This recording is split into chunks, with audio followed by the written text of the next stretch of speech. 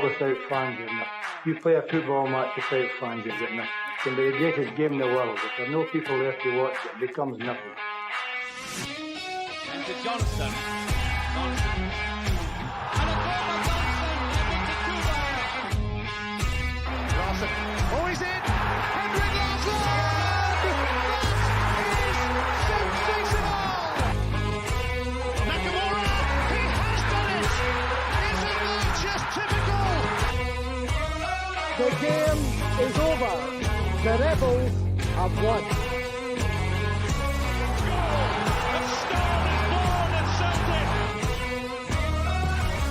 Champions, that's who we are.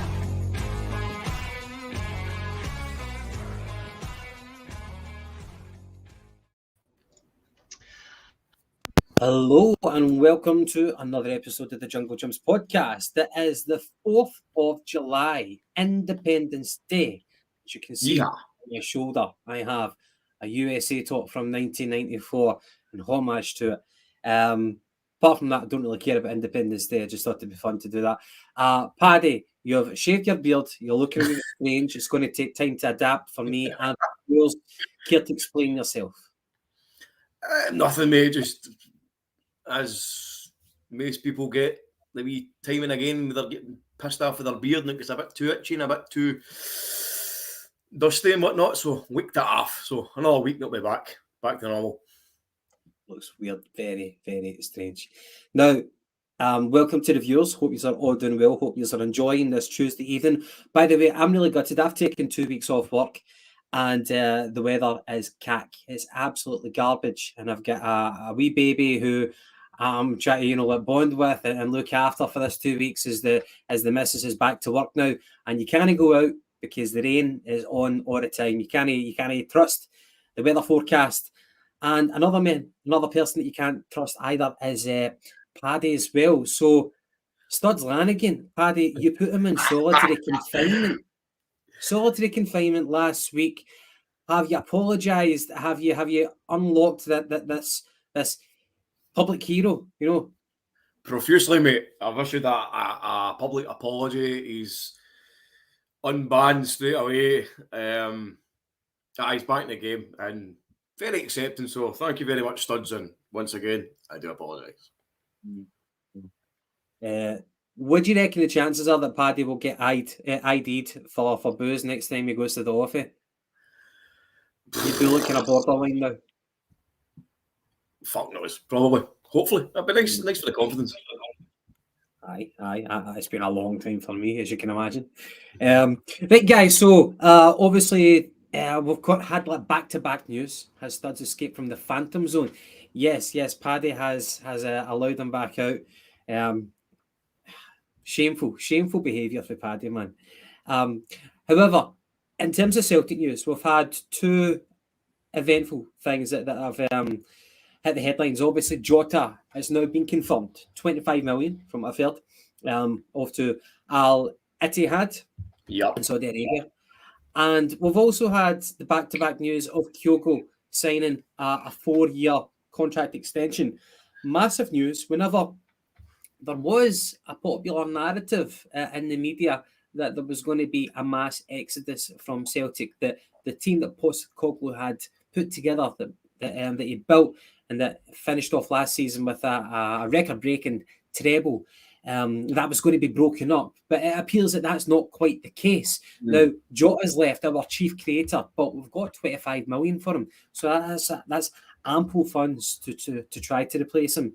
But the news that Kyogo has renewed his contract, that's massive news. It's difficult to replace a goal scorer. So start on the Kyogo news. Paddy, what was your thoughts? Were you happy with it? Or would you have actually preferred to have sold him for similar money to Jota? What would you have preferred?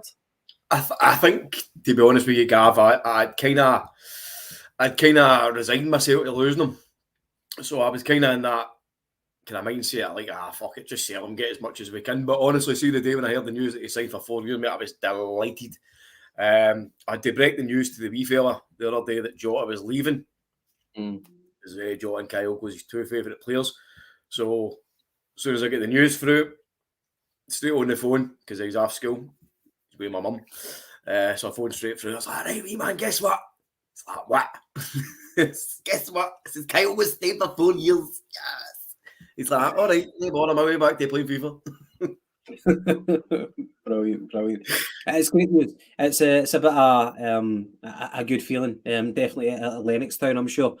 And the boys are back in training now. So they hit Lennoxtown today, and there were some photographs. One particular face which struck me about his return was James Forrest. Now, you know that he's got his testimonial later on, I don't know, August perhaps against Bilbao. I had thought that he might have retired. I thought that this might have been the time that he would retire. Now, so by the fact that he's still there training with the guys, I'm thinking, well, if you're going to retire, then why are you training? It's a bit of a facade, or you try to keep fit until your testimonial. I don't know, maybe I'm overthinking it. So, Paddy, wanted to get your thoughts about this. Will he be given another chance under Brendan Rodgers? Because we know that he was arguably one of the most improved players under Brendan Rodgers. But in my opinion, he's a shadow of his former self. Now, he's only 31. There's some wingers who were still very, very effective until their mid to late 30s, like people like Arjen Robben. But of course, he's world class. For me, Forrest's pace is gone. It's deserted him. It is not coming back. So I'm going to ask you, are we indulging in sentimentality with this player? Oh, first and foremost, I was the same as you, Gav. I saw the pictures and the clips of the players coming back to pre-season training yesterday, and same again. I was quite surprised to see Forrest there. And what I noticed straight away was that he looked really, really happy, looked really re-energized. So I thought, oh God, I kind of thought deep down, Forrest was kind of a goner, especially with all the news coming out that he was getting his testimonial. I don't think I would be angry or anything if he stayed. Do I think he's good enough to be your first choice? No, I think his days came and gone. Do I think he could still offer something? Possibly. I suppose we'll just need to wait and see what's going to happen in the next week or two, because the rumours are going rife on social media. Excuse me, and everywhere else that we're in for quite an exciting week as Celtic fans. But I don't know. I'm not too sure about it, mate. I'm assuming he's still under contract, obviously. But for him to leave, somebody needs to take him. So has somebody come in and offered from you? I don't know. Is that the reason why he's still here? I don't know. Does Brendan think he could maybe utilise him somewhere? I really don't know. We'll just kind of need to wait and see. Now, I know that there's a few comments from the guys in support of Forrest. Now, I don't think that you don't have to be in one camp or the other with James Forrest. I think, for me, I would like to think that I'm just trying to kind of take a measured view. The guy's been a fantastic servant, but if you think he's no longer effective, which I feel, and maybe you think I'm being harsh on it, but I think he's no longer effective. I think that whenever that day comes, then you start to think, why is this player still on our books? Now, that might seem really, really cutthroat, but at the same time, let's not kid ourselves. It's a football club and it is a business as well. We're paying him thousands of pounds every week. Do I think he's got something to offer in the background? I'm not too sure. I think that his days came, and I think that's just a measured point of view. I don't think I'm being overly critical. I think I'm just observing what I'm seeing. So I guess that's where I stand. But another year with James Forrest, what's he going to bring to the squad? Realistically, what is he going to bring to the squad? I don't know, but there's a good comment there for Patrick McLaughlin. Usually does come up with some crackers. I think Forrest should say goodbye versus Bilbao. So obviously that game has still to come. So could he still be here until that game comes and then he gets a nice send off? You would like to think that's the kind of the fairy tale ending from, you know what I mean? Because as you say, I'm kind of in agreement with yourself. He's had a great career, he's been a great servant. I'm not subscribing to the legend stuff. Sorry, definitely not. But he's done a job. He's been very divisive for years, which I think has been quite harsh at times. But you know, he's as I say, he's been a good servant. He's put the legs in, put the hours in, put the graft in. Hey ho, time to go. Yeah. Like every season, you know, we need to raise the standard. And if James Forrest is the standard, then, you know, I'm not too sure. Right, okay, so again, as we said, boys are back at Lennoxtown. So Rodgers is going to be running his eye over what have we got. I think Yang Hung Jung will be coming in next. Hopefully. Is that his actual name? Yeah. Yang Hung Jung. Yeah, I'm not sure exactly how to pronounce it, but I would imagine Yang Hung Young. So what do we know about this? Rolls off the tongue, doesn't it? Yeah. What do we know about the Hung? Is he like 21 years old? He's perhaps a winger forward type South Korean, and he's desperate to come to Parkhead. I think he even said, so I think his club want to keep him because they might be facing a relegation battle. And he said that he's even willing to sacrifice his salary in order to facilitate the move to quicken it up.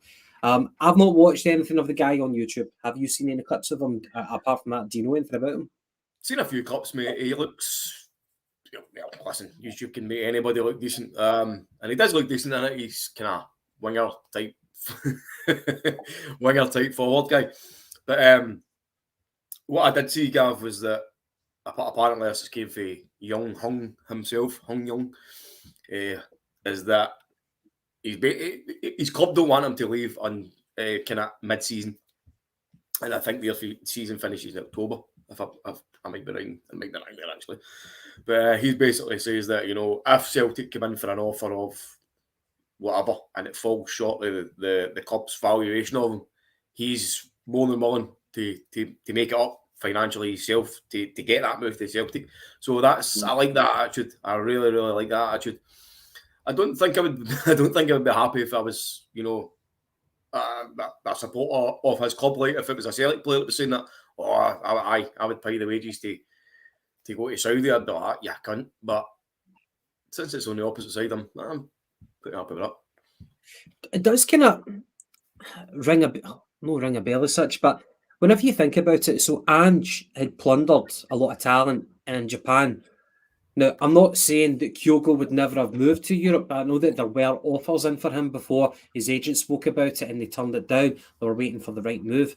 But I would imagine that that's quite revealing that there is a fair amount of talent in Southeast Asia, whether it be South Korea, Japan, etc., etc. And these people need their lucky break in order to come over to European shores.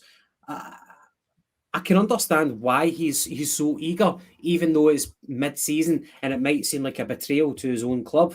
But maybe these opportunities come few and far between, and perhaps a lot more people in those leagues are deserving of this chance, but they just don't come around very often because, for one reason or another, the scouts in Europe don't frequent those leagues very often. So maybe that's part of the reason why. So I understand his eagerness, and you know, if we pinpointed him, hopefully he's got a bit of talent.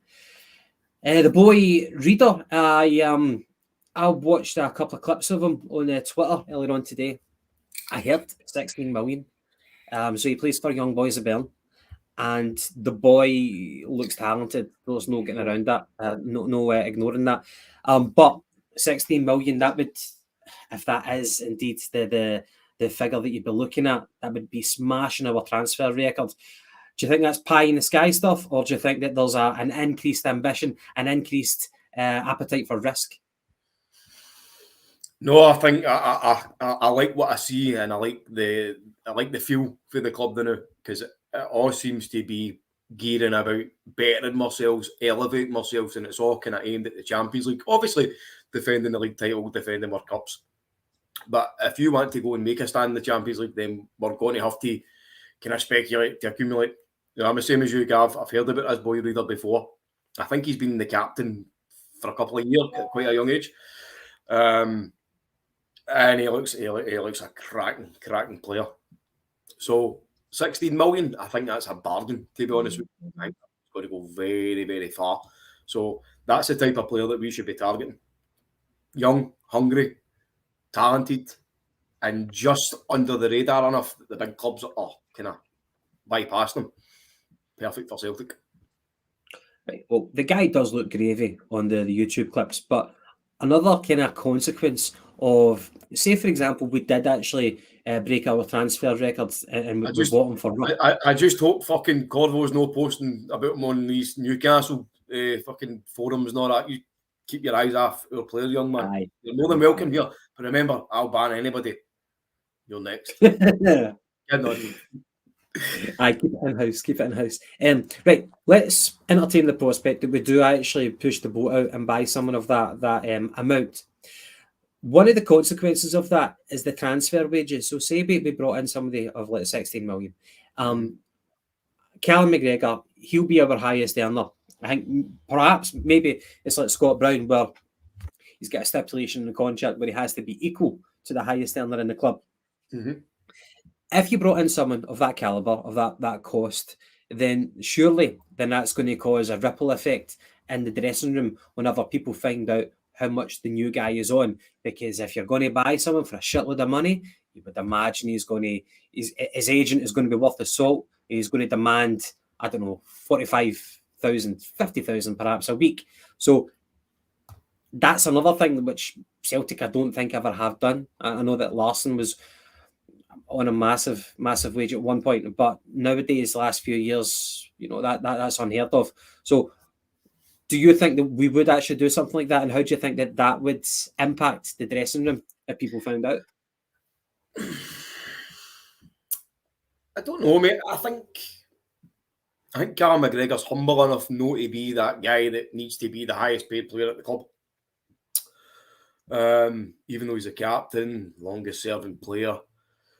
Well, apart from James Forrest, obviously, but I'm pretty sure that I heard a wee kind of rumour that if Jota was asking for north of 40 grand a week, and if he didn't sign for Etihad, fucking whatever they're called, that Celtic were going to give him a new contract. He's obviously signed for them, so you would be thinking that possibly Jota leaving could be the catalyst for Celtic to then say, do you know what, Kyogo, we absolutely want you here. You're going to be the focal point of this team. There's a big contract for you. Get rid of all the suitors, get rid of all the eyes on you. There's a big wedge. Go and make yourself a legend. And I think if you look at what he's done so far, and if he continues that trend and gets himself better, and he actually makes an impact in the Champions League, there's a chance that he could be up in those levels. What makes you think Kyogo's getting now? I would imagine that he'll be definitely one of the top. Probably what Paul says there, yep. It must be about 45 to 50 now. I don't know if we would do 45 or 50. Maybe we would risk it. Dead right, Paddy. If Celtic not back 25, bid his wage automatically went up by 10. I never knew that rumour. Well, it can have a ripple effect, but whether you're able to keep news like that away from other agents, who are trying to kind of whisper in the ears of their own players, it's a dirty business with agents, those dirty cretins. Back to Kyogo, mate. So he's signed that contract extension. Now, he's had a fantastic 2 years. He's been better this season than last season. He's going to be 29 in January. So do you think that at his age, it would have been unlikely that we would have got a massive transfer fee for him? Another part is there a potential, if he sees out his 4 years with Celtic, is there a potential that he could be legendary status? Again, mate, like he's clearly proven himself that he's phenomenal at a domestic level. I think if you look at the Champions League this season, he was clearly missing that wee bit of kind of clinical finishing. If your auntie had Bhoys, she'd be your uncle, but if he'd converted a few more chances, he would have been more highly sought after, which is possibly, it's maybe one of the kind of sliding doors moments. if Kyogo had done it in the Champions League, then the bigger suitors would have been looking at him. Your Brightons and whatever else who have already been linked to him. So potentially that could have been a case where if he had done better, we might not have kept him for as long. But one kind of off season in the Champions League, but still learning, then getting a 4-year contract and taking that experience into the next season under a new manager, under a new regime, being the main star of the team could possibly be the next kind of evolution in Kyogo. And as you say, be 29 soon. That's kind of when strikers come into their peak, you know. And obviously Kyogo's only been playing in Europe for 2 years, so I think we've definitely secured him for his best years. But somebody actually made a comment above, and I'll try and find it. JGB. So to sum up, signing a contract doesn't mean anything. Well, I get that. Just because you sign a 4-year contract doesn't mean to say you're automatically going to be here for 4 years. But what it does is it secures you. It secures the club. If anybody wants to come in and buy you, well, guess what? You're paying top dollar. It also gives the player a wee bit of security, you know. And it's the same again. Listen, you're getting more money, you're more sought after, and you're more valuable to the team. I was going to say here comes a Wayne, but I think that's me tonight. Right, Benjamin. Hold on, have you got a moustache and Paddy has shaved off his beard? Has there been a role reversal here? I wouldn't dare call this a moustache. I wouldn't embarrass myself. Gav, that sounds like the worst 69 ever. How you doing, mate? We were just talking about Kyogo with the contract extension, a 4-year deal. He's going to be 29 in January. What do you think he can do in these next 4 years?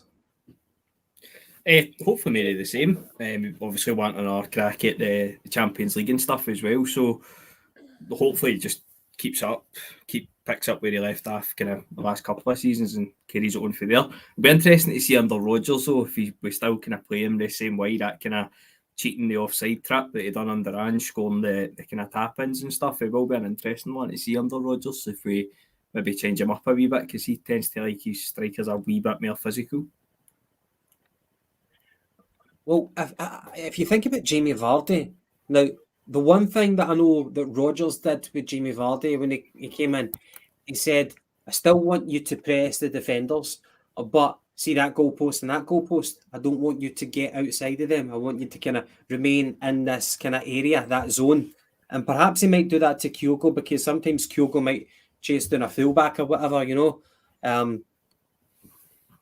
Perhaps he might try and instill a wee bit more discipline with Kyogo. The other thing is, we saw how effective Henrik Larsson was in terms of movement. So only comparison I'm making here with Kyogo and Larsson. So calm your jets, guys. But Larsson obviously very effective when he got into his 30s. Hopefully Kyogo can continue in that vein as well. The other thing though is chasing down people. Can he keep doing it in 4 years' time? But the main thing is next season. That's all we're kind of concerned about. As you say, Gav, it's a totally different, no, too dissimilar, but Rodgers won't be playing the team to just be all about the press. I know that's the kind of in thing in football these days, is all about pressing.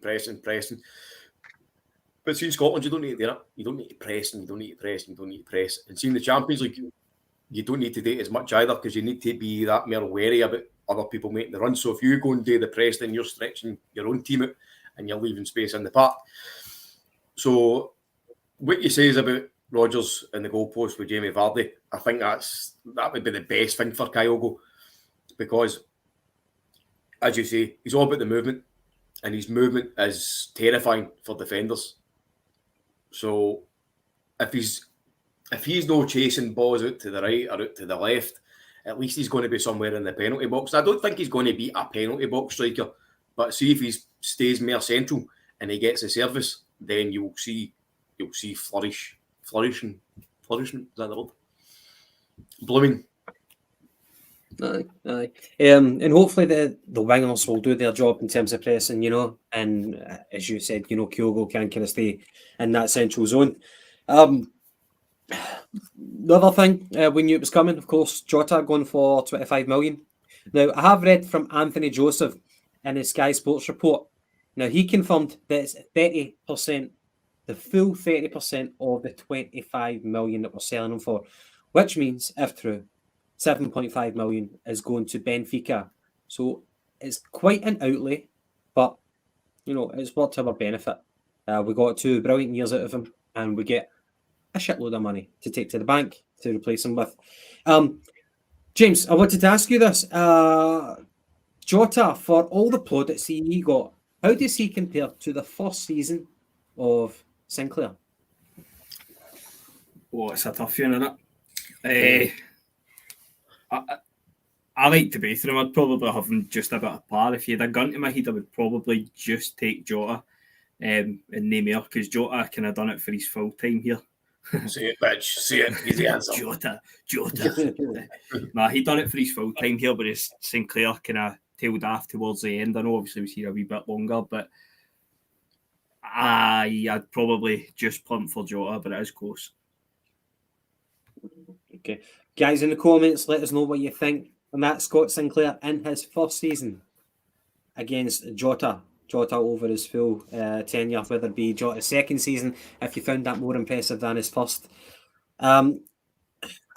Sinclair was a fantastic player, it was just a shame how it kind of tailed off, because he was still at the end of his 20s, or maybe just at 30, but by his third season he was much like James Forrest in a way, a shadow of his former self. And you feel bad for him, because he was doing all those kind of Instagram videos, of like him working out in the gym, trying to kind of impress potential suitors, or to show the fans like, hey, I'm not lazy, I'm still working. But just, Sinclair would never have been seen in double denim. Yeah, that's very true. It was a strange one. What do you think the purpose of that was, him going to the Brazen Head? Probably pumping in the toilets.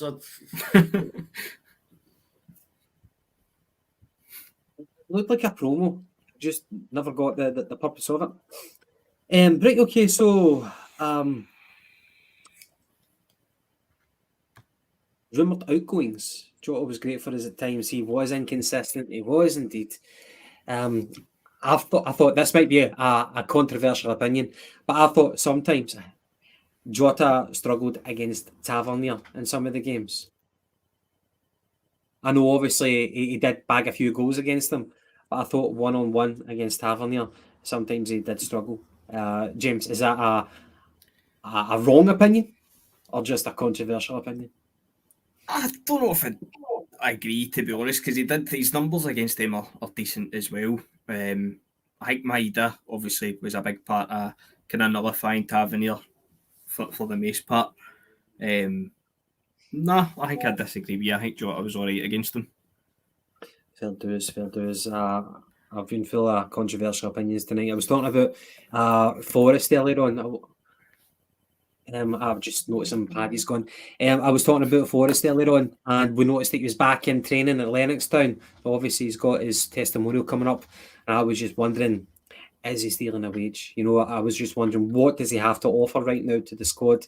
And I know that gets people's back up because of loyalty, and I get the loyalty, but would you rather go out on a high, or would you rather kind of drag it out, And I don't know. I wouldn't be surprised if his testimonials maybe his last game, because even at Rodgers' kind of first press conference that he's unveiling, they were asking him about players in the squad that he'd managed before, and he mentioned McGregor, and then it was as if James Forrest and Tony Ralston were like kind of afterthoughts. So I wouldn't be surprised to see. I think James Forrest, I think that is the point, his testimonial, to be honest, because if he was going to be here, then they've probably set up the testimonial for next summer. Mm-hmm. Welcome back, Paddy. You okay? I never left, mate. I never left. See with Rodgers coming in now, a positive question. Who do you think will be? Tell me, like 3 players or whatever, 2 or 3 players, even 1 player if you can't think. Who will most benefit from his coaching or his new system? Abada, I think, by a mile, if he's still here. Well, he's been linked today. I believe it was Sporting Lisbon. And I think Ajax was another name that was sniffed about. And by the way, I seen, no, sorry for taking off the subject, but I saw that, what do you call him? Bassey. Calvin Bassey is signing for Brighton. Yeah. Did you see the wee snippet? So apparently he's signing for X amount of money less than what he was sold for, which then impedes on the Rotten Mob getting a sell-on percentage back. So renews. Yeah, you always knew that. Like he signed it for Ajax for about 20 odd million, was it? Allegedly. Allegedly, aye. But funny that he's going to Brighton, strange. It could be a car crash waiting to happen. Because whenever he went to Holland, like the pundits, they were coming out and saying this guy is not a footballer. He's not an Ajax quality player. I was almost feeling bad for the guy, I was watching it vicariously, and I was just thinking, oh my God, like he's pulled the wool over their eyes. But apparently it's the same Ajax scouting network who might be looking at Abada. Do you think it's a load of piss, James? Sporting Lisbon and Ajax in for Abada. This is Abada who cannot nail down a first team place for Celtic. No, I don't think so. I think we all kind of said on here at one point or another we wouldn't be surprised if Abada was away this summer. Obviously, Jota going kind of puts a spanner on the works with that one, but I wouldn't be surprised. And if these teams are kind of sniffing about you at that age, and as you say, he's no a first team regular. Well, I say that he's no a starter. He's played most games, but he's not a starter. He must be doing something right. And I know it kind of divides opinion, but I like Abada. I think there's a lot of room for improvement, and I think Rodgers will do that. I know we've said at time, well, pretty much all the time, that he's not a winger. He's kind of made an inside forward or whatever, and that's where I think, like, obviously Ange played these inverted fullbacks, but Rodgers will go with a wee bit more kind of overlapping fullbacks, which will just kind of naturally force the wingers further inside, which will suit Abada down to the ground. Mm-hmm.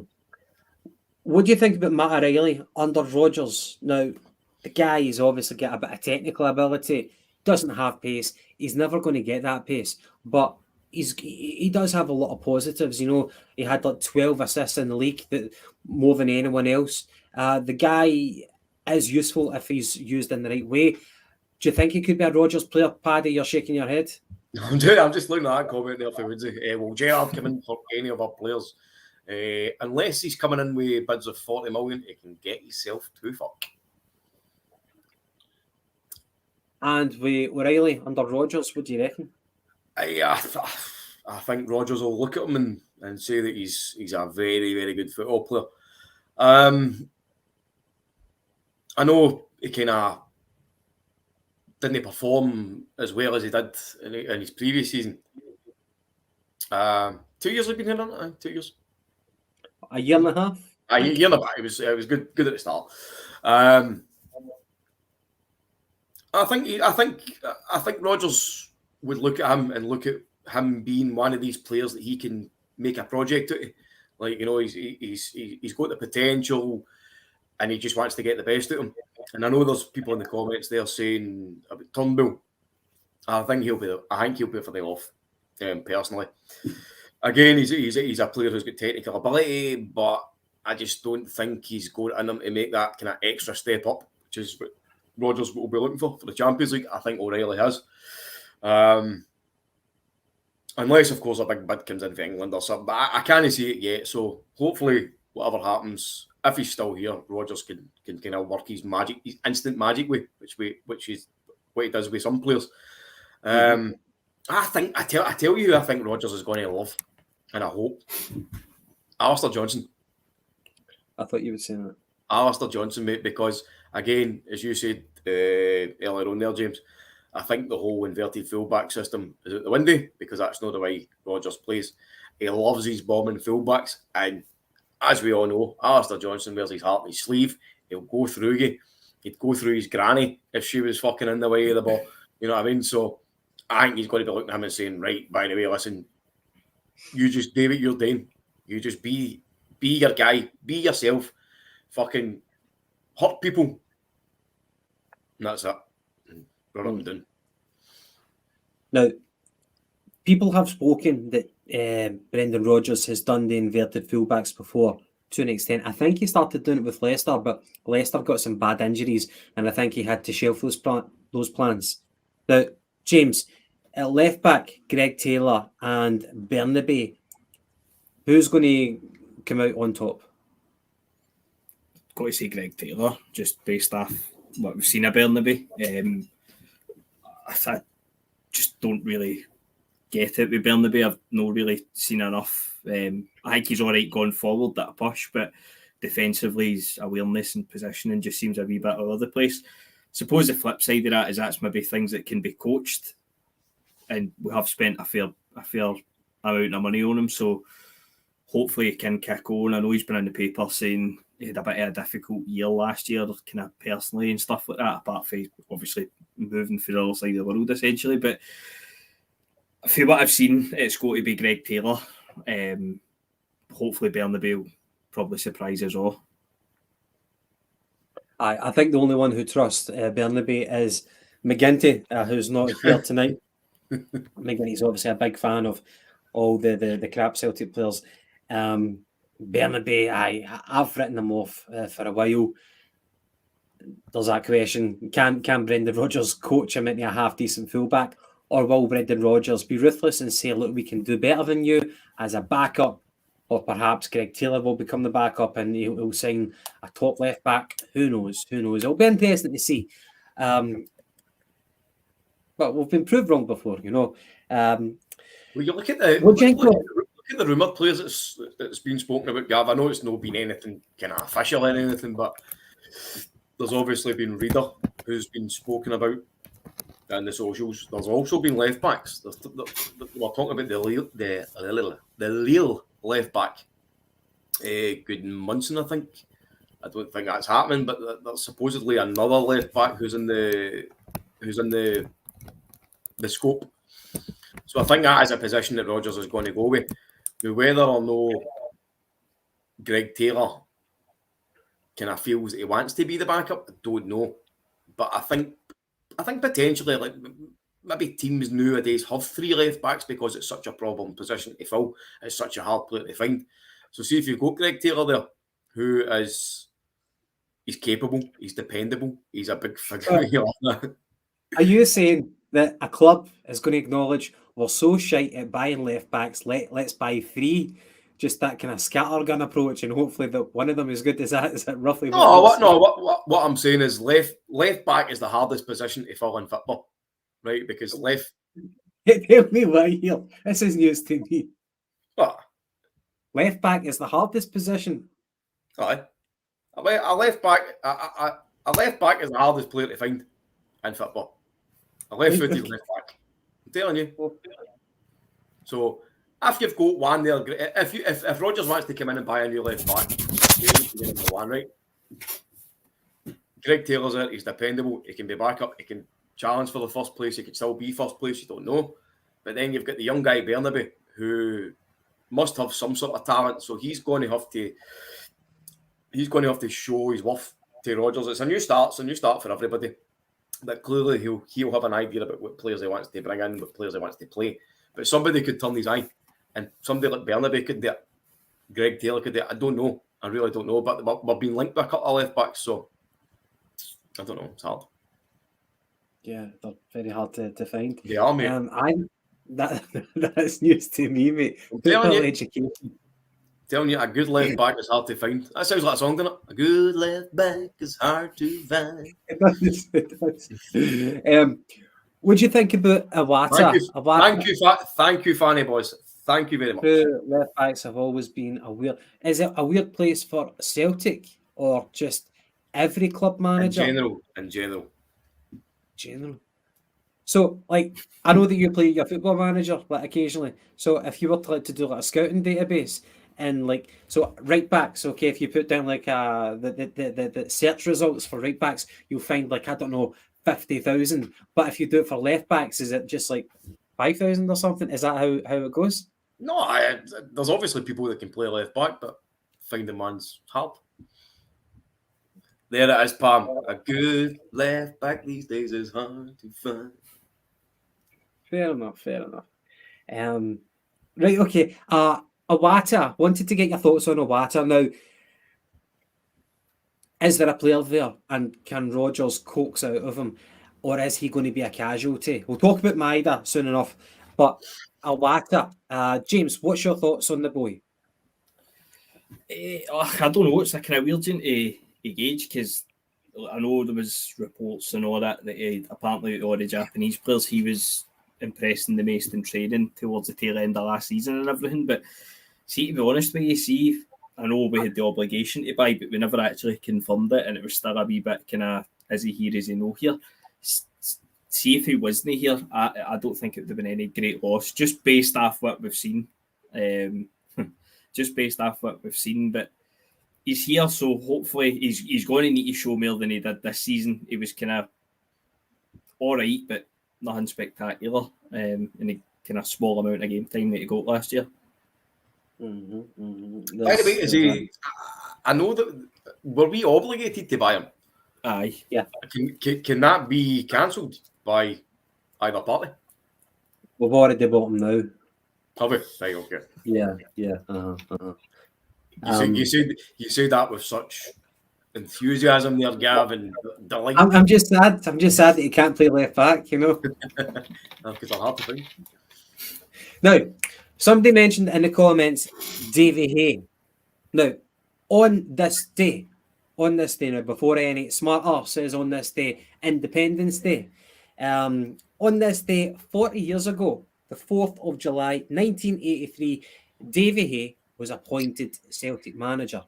Now, my knowledge of Celtic in the 80s is not great, to be honest. So I did a wee bit more reading about this today because I was genuinely interested. I knew that Billy McNeil replaced him to win the centenary year, but I wanted to know how Davy Hay performed as manager during his tenure. So it's from 1983 to 1987. And I want to get your comments for the people who are old enough to remember what he was like and how Celtic were during that period. Now, he was a surprise appointment because he actually replaced Billy McNeil.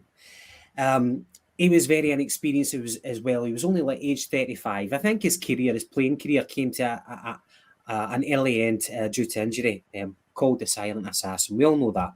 But if you can imagine a manager nowadays, I know that managers are getting younger and younger these days, but even, can you imagine appointing a manager at Celtic these days, age 35? Mm-hmm. That would raise a lot of eyebrows. But back in the 80s, that's what happened. So Davy Hay, 35, became the manager.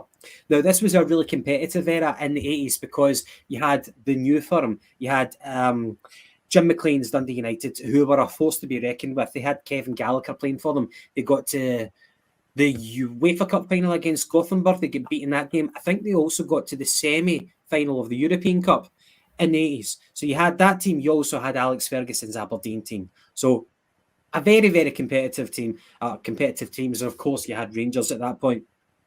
Now, his first season in charge of Celtic, we finished runners-up to Aberdeen in the league.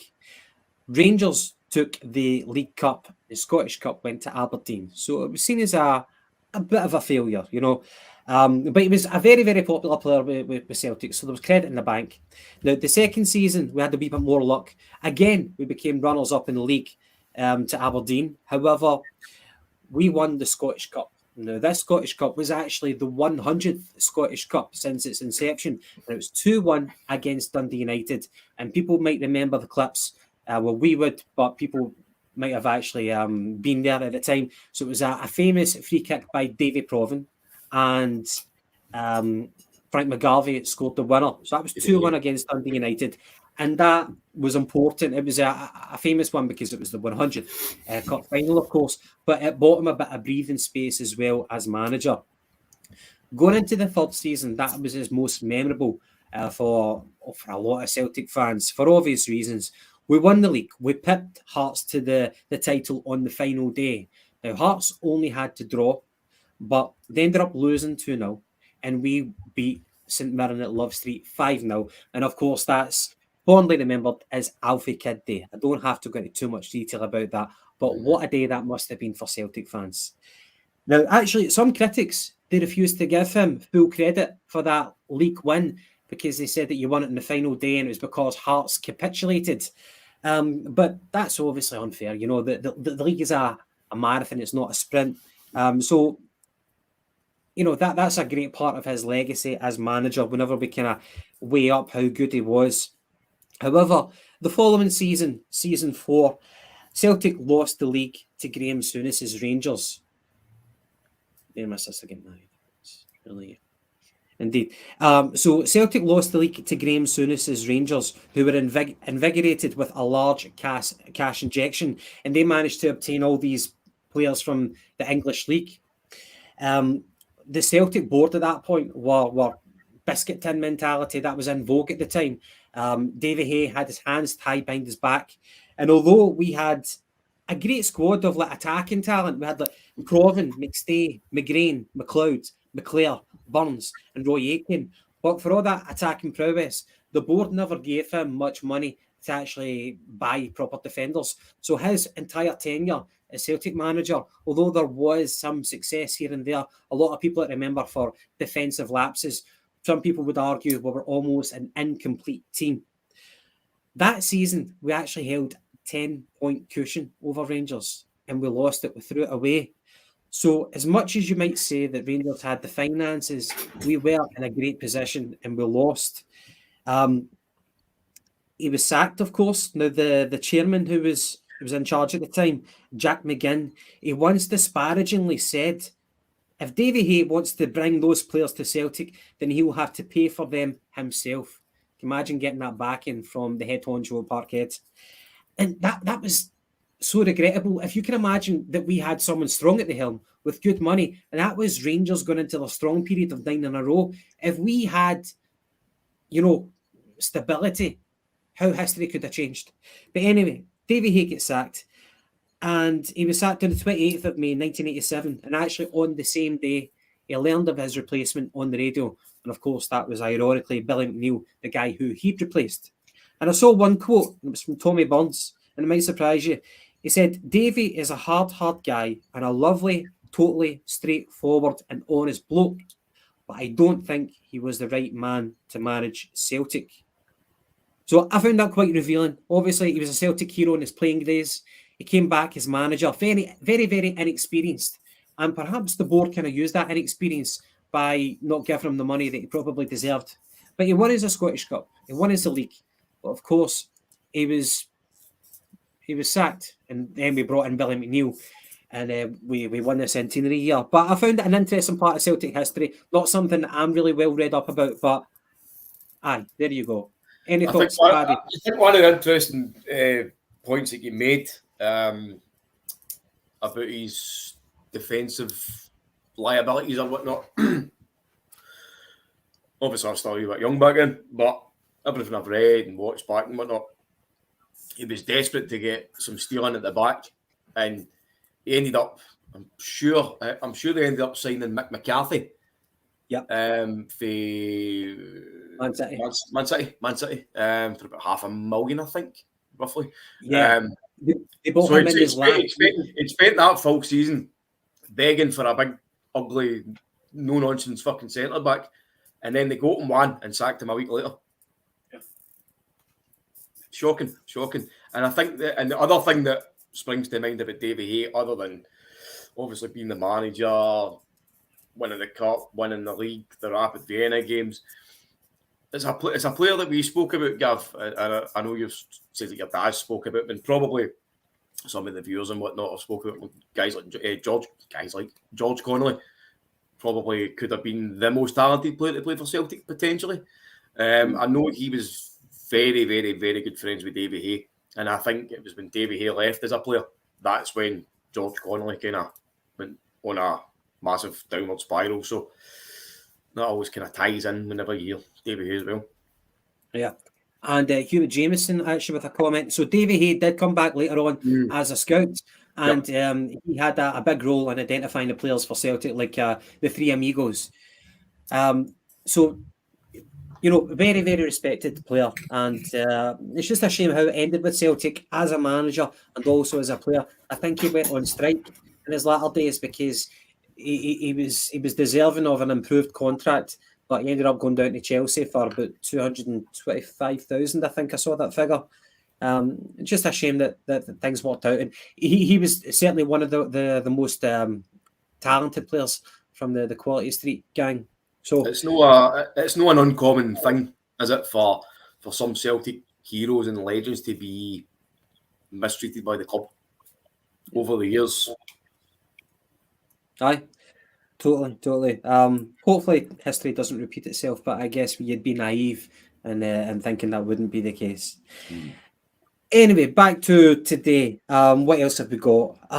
Maida under Brendan Rodgers. Now, do you think I think I spoke about it maybe last week or the week before?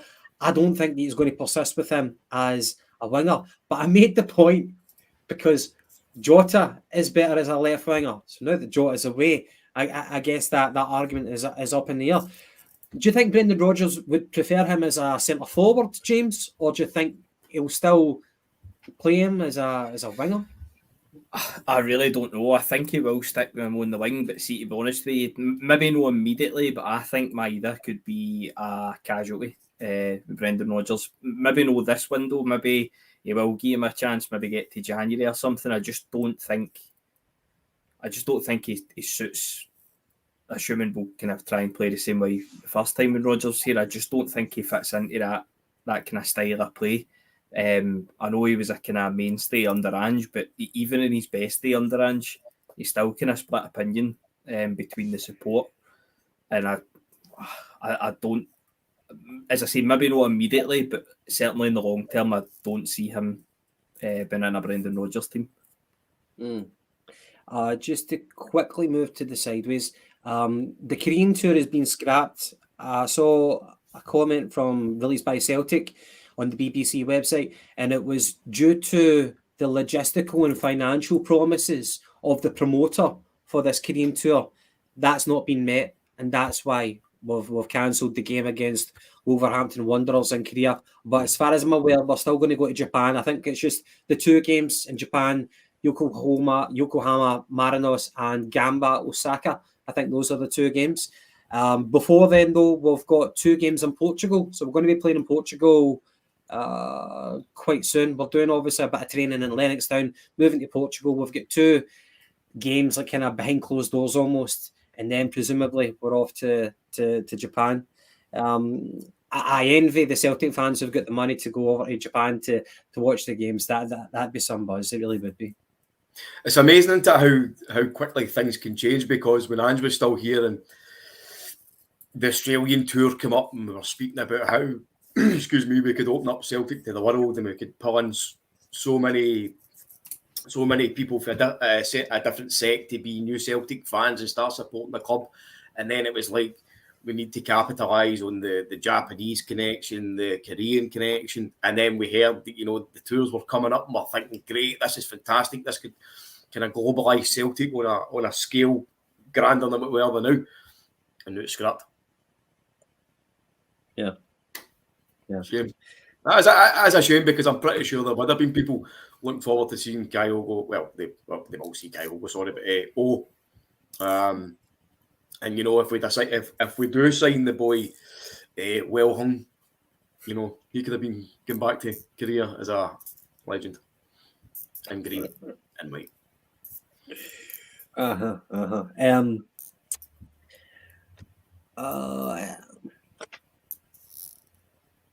Do you think we're going to get a new number 7? I was thinking about it. I was thinking about it earlier. Do you think there's any chance we'll maybe get to Kyogo? He's number 8. That's kind of unique in itself. A centre forward wanting to take the number 8. I don't think so. Well, I suppose it's freed up the space for a winger anyway. So if Andy's going to take it, you'd imagine if we're getting a big name winger in, that's where it'll go. But I don't know. I think it's a no-brainer that Rodgers is going to buy a new left winger inside forward to replace Jota. And we were actually going to talk about that but at some point, Gav. We were actually going to do it Saturday, and then I think some news broke up, and then we decided to just go for a Saturday night pod. But we were actually going to do a kind of rundown of the number 7 jersey, and like, is it a superstitious thing for Celtic? Because clearly people that have come in and took the number 7 jersey have been shite, or certainly not lived up to the standards. But is it such a big thing nowadays?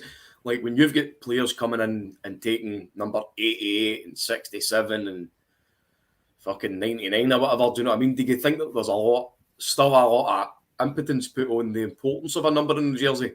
Like, a left back should be number 3, a right back should be number 2, a goalkeeper should be 1, midfielder 8, fucking striker 9 and 10. Do you know what I mean? I'm kind of like traditionalist, where I do like to see the core numbers being made up of 1 to 11. So the number 7 jersey, like, I don't mind it being unoccupied, because if it was like, heaven forbid that we sign another player of the ilk of Nadir Chifty, but to actually give a player of that ilk the number 7 jersey is an insult to the number 7 jersey. I would rather it be left unoccupied than giving it to a player who's not befitting of it.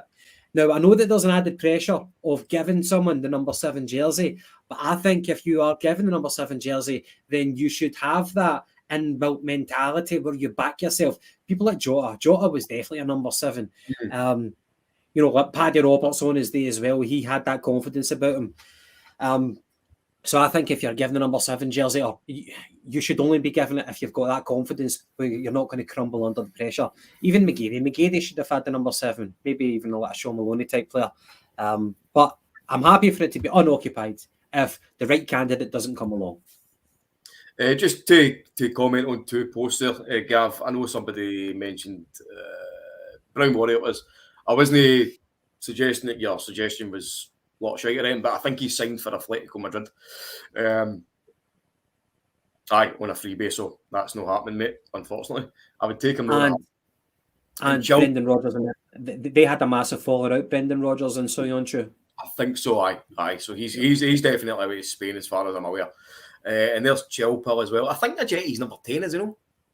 Yeah, that's a fucking farce.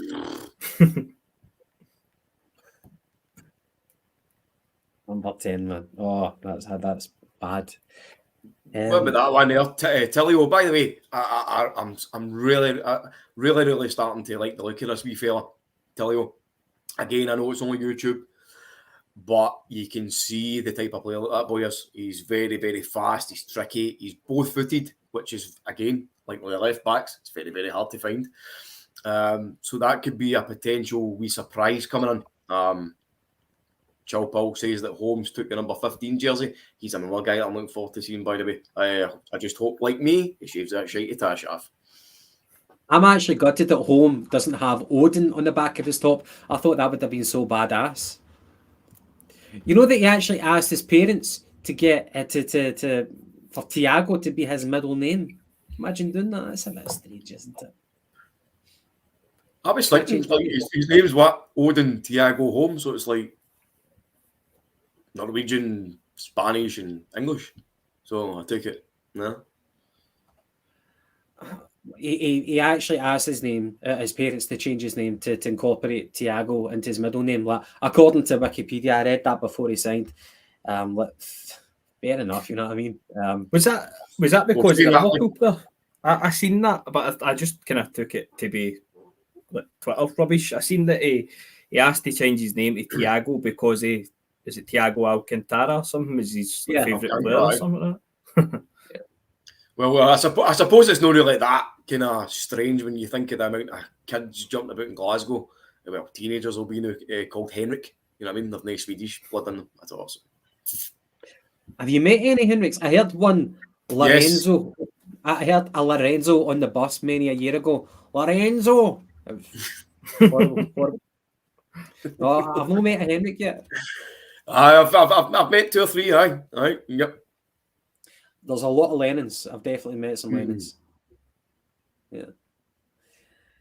So there you are, by the way. That's sorry, Gav, for jumping in. There's a very, very good point. Just while we're still on and we're talking about a shite, put up the strangest names you've ever heard in the comments. What was that? Somebody, you're asking the people in the comments to tell us the strangest names they've heard. Yes.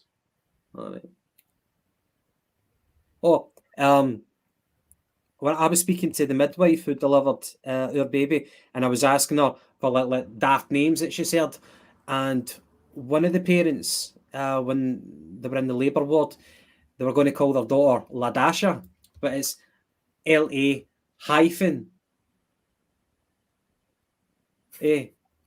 That's just like not even Ladasha, like an actual hyphen in the name. That's pretty cringeworthy. So there's no punchline there. I'm not waiting for a joke or anything. No. Oh no, that's it. Ladasha, but with a hyphen. LA-A. I used to work when I used to work in a shop, day deliveries when I kind of years ago, and the one that jumps out to me, and I've absolutely no way of confirming if it was real or not. It was the name that she gave was Princess Pinocchio.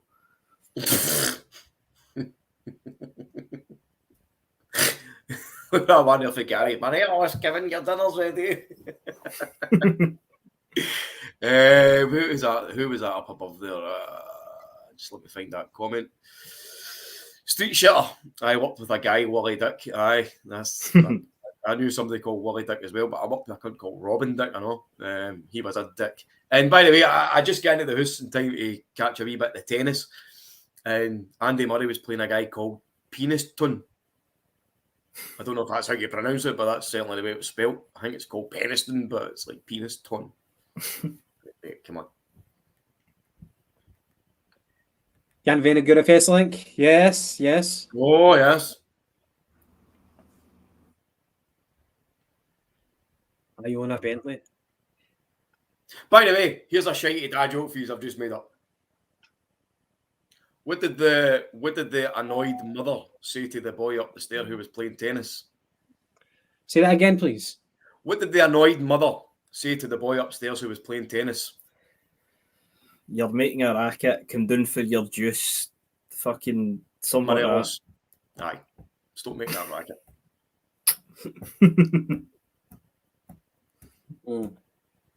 Sorry for stealing your thunder. Sorry, mate. Would you call a woman in between two houses? A lane.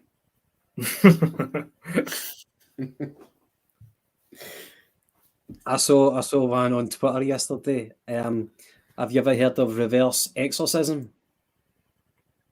It's when the devil tells the priest to come out of the child's body.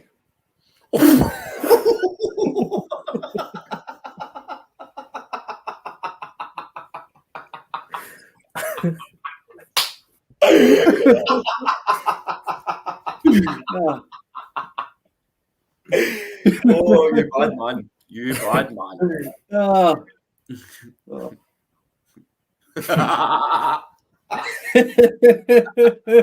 Oh, you got a confession for that?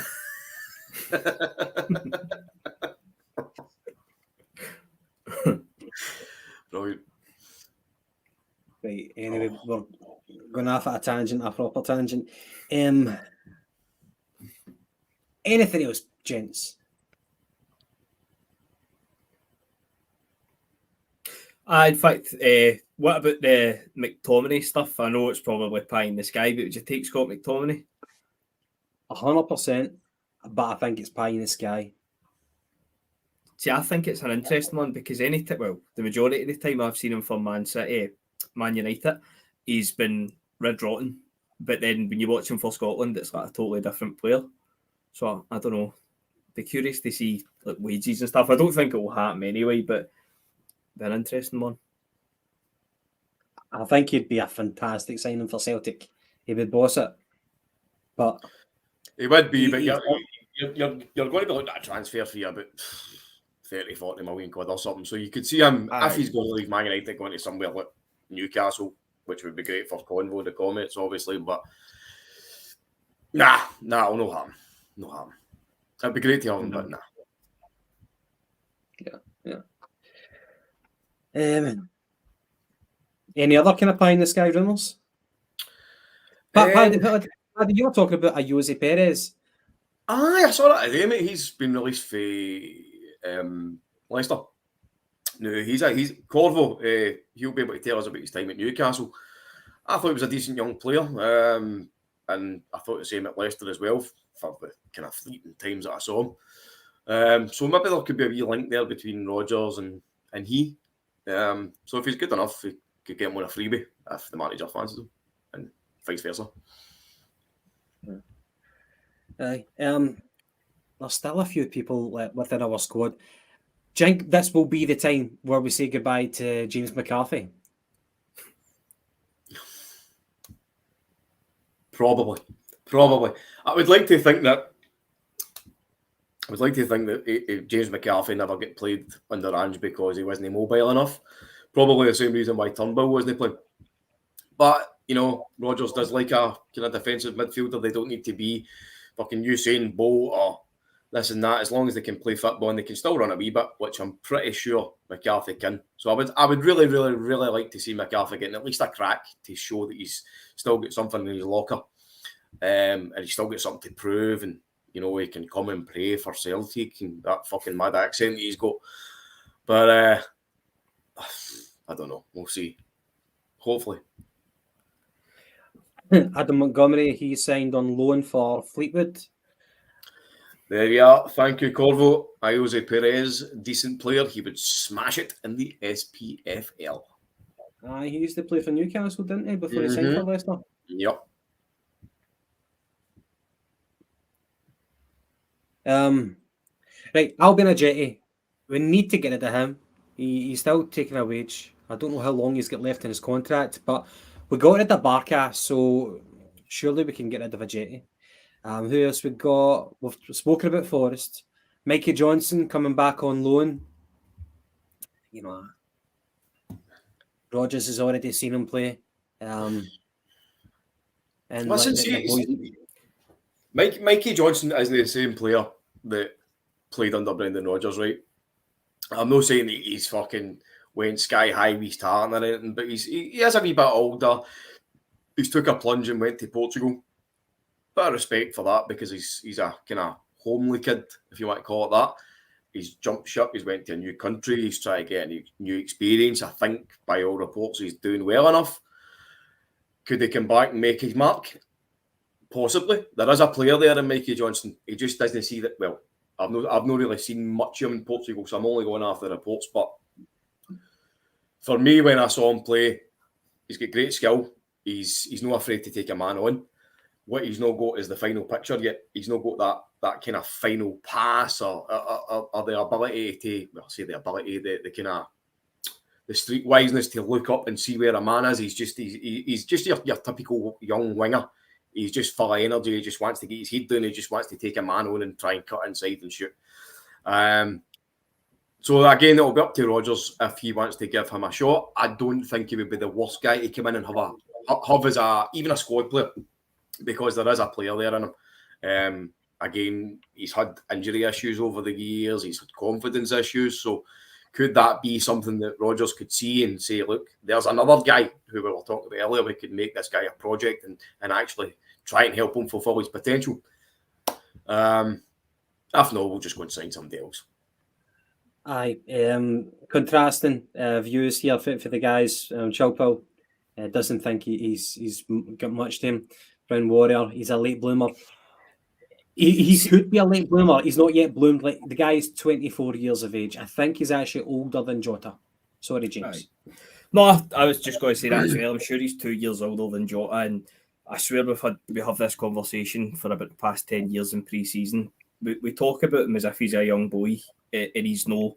And for me personally, even when he first broke into the team, I just didn't get it. He would beat a man, but then he'd go back and beat him again and beat him again and beat him again, and then that was just his game. And I wouldn't even give him a chance pre-season, to be honest with you. I'd just be looking to get him out the door. I think he said he'll be due a testimonial. That's how many chances he's had. Just does not do it for me at all in the slightest. Now, one guy who's actually a few weeks younger than Mikey Johnson is Haksabanovic. Do you think he's going to play a more meaningful role under Rodgers, or do you think he'll always be on the periphery for as long as it's Celtic? I think he'll be another one that Rodgers will be looking at. I'm going to start a campaign next season to get Haksabanovic playing in the number 10 and get him off the wing. I'm convinced there's probably contradicting myself with what I've just said with Johnson, because realistically Hacks has no shoulder lot either, but I like him. There's something about him. He's got that wee bit of garrulousness about him. And I think, I don't think he's got the pace to play number 10, on the wing, but then if you're going to have your fullbacks a wee bit more overlapping, maybe he can play that inside forward role. But for me, his best fit has been played in the number 10. So I would like to see him get a shot. I definitely think there's a player there. And Patrick here is extending his probation period 6 months to prove himself. I don't disagree with you. Do not disagree with you at all there. Turnbull, will we be surprised if Turnbull spends another season at Celtic? One thing that he's got going for him is that he's Scottish and he's part of a quota that we need to meet. But if you were to take that out, is he a passenger, Paddy? Yes, 1,000,000%. Well, I'm going to talk about this season specifically, and probably actually get into last season as well. The thing that really upped me about Turnbull was at the start of Angie's reign, the Celtic manager. The football at the start was really entertaining. It was kind of just blew everybody away at the start, and then I think if you look back, Tom Rogic was kind of one of the more important factors in that kind of style of play. Then Tom Rogic get injured, so playing in a midfield three, you're looking at somebody to come in and be that guy who comes in and links the midfield to the defence and basically take up the mantle and put on the big boy shirt and drive the team on. And that guy that was chosen for that was Turnbull. And for me, a guy who's playing the more further forward, the midfield three, for a guy like Turnbull to be doing that and to be kind of hiding, I say hiding, that's just the way I describe it, hiding out wide and just waiting to make the Hollywood pass and no getting stuck in and no taking the game by the scruff of the neck. That really, really upped me. And it still kind of sticks in my craw a wee bit since. Maybe that's a bit harsh, but that's just my opinion. Turnbull has got excellent technique. There's no denying it. He's very good passing of the ball. He can ping a shot away. He can make the long passes, the fucking short passes, whatnot. He just doesn't have that same mobility. Mobility. And again, I just don't think he gets involved as much in the game as what he should. Whether or no, again, I know this is kind of just saying aye or no, but whether or no Brendan Rodgers thinks that he could develop him as a player and kind of ask him to be more involved in the team play, I don't know. But I think for me, I would be saying, look, let's just cash in, go and move on somewhere else, and we'll just say thanks very much for your service. Can I ask you a wee question then? I like Turnbull. I'd keep Turnbull about, but between Turnbull and Moy, I think it's fair to say, obviously I know Moy's away, but I think it's fair to say that neither of them would have been starting in the team week in, week out, so they'd be squad players kind of coming off the bench to make an impact. If you were to keep one and let one go, who would you be keeping? Say that again, mate, sorry. So between Turnbull and Aaron Moy, I'm saying they're not going to start week in, week out. I know obviously Moy's away, but they're not going to start week in, week out. They're going to be squad players. So who would be starting? I would say with Turnbull can be like a 6 out of 10 every week, okay? Moy on his day had the potential to be a 7.5 out of 10, you know? He has the potential, Moy, on his day, where he could be one of our better players. Turnbull, you play him week in, week out. I don't think he's ever going to reach those heights. So Turnbull is more consistent at being sub-average, whereas Moy was just inconsistent. That never really answered your question, though, did it? No, it's fair enough. I think probably unpopular, but I'd probably have rather keep Turnbull about and let Moy go. I would maybe rushing Turnbull at the door. As I say, just purely because of the role that they're going to be playing in the squad. Neither of them, and again, I'll stress, I know Moy's away, but neither of them would have been starters. And I think Moy showed towards the end of his time here. Obviously, injuries played a part, but it takes some time to get up to speed. So, coming off the bench in a game, I'd trust Turnbull to make maybe a difference than I would Aaron Moy. So, I'd rather Turnbull stay about. Aye, only if Turnbull comes on 70 minutes and we're 3-0 up and the other team's fucking camped out in their own half when he's got lots of space in the ball and he's not up against it. I like Turnbull. I think there's a player there. I don't dislike him myself, mate, but what I don't like about a player is somebody who again, I might be being harsh here, I don't like shitebags in the team. And I don't like people that kind of hide. And every team has got somebody like that. Some people accuse James Forrest of doing it. Some people accuse fucking Turnbull, whatnot. There's always somebody who's going to...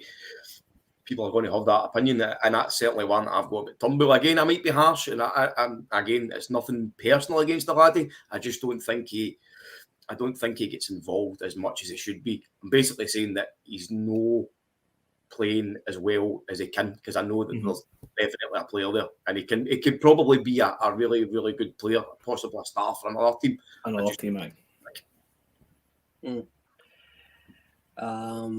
By the way, Steptoe and Son, that was a quality programme back in the day. I really enjoyed that. Turnbull, I would keep him over Moy just because Turnbull doesn't get injured as often, but he's never going to be a mainstay at Parkhead, you know what I mean? So it depends. And we're talking about look at it this way, okay? So Rangers had Sevco, sorry, pardon my French. That's better. Shame on you. They had Arfield, okay, a player who was never good enough for the first 11, but they would bring him on and he would run about like a headless chicken, and he occasionally could cause damage, you know. Turnbull was never that type of player for us, you know. He could do it against maybe crap teams, you know, on a nice summer's day at Parkhead when we're already 4-0 up. But he would never do it in the meaningful games. But you look at exactly what you said there, Gav, right? So as much as an arsehole or this and that with Turnbull, sorry, arsehole, fuck arsehole. What's his name? What's his name again? Arfield. That Arfield was a right Turnbull, wasn't he? Arfield could come on and change a game for them, right? Because simply because he's drive. No, he was never a great player, and I'm no fucking want to spend a lot of time bigging this cunt up, right? But he was a player who would drive forward. He would be that kind of box-to-box midfielder. He would be the guy that came in and was a direct fucking weapon for them, jumping through and getting into positions where they can score goals that would get them points, fucking even when they were up against it. Turnbull should be that player for me. I know he's got the technical ability. He's got something that I keep wanting to call this guy arsehole. Scott. Just call him Scott, right? No, arsehole, actually. Arsehole's better. Arsehole had that in his locker, was getting forward. Like, Brown Warrior, perfect. Late runs into the box, a la Scholes. That's something that I have been crying out for, or at least voicing my opinion. That is what Celtic have been lacking for fucking so long, is somebody driving through, a Petrov type, even a Stuart Armstrong type, linking up with a one-man forward.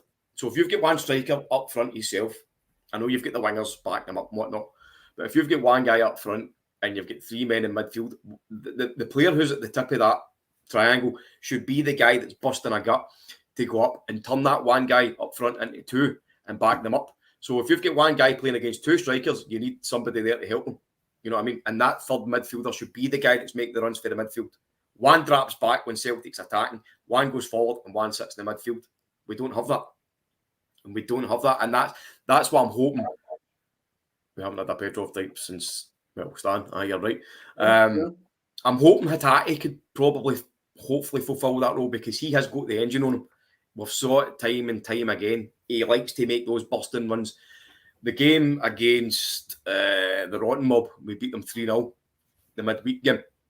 It was a corner, I think. It was a corner. We had a corner up in front of the North Stand against them. Didn't come to anything, but they got the break of the ball straight away.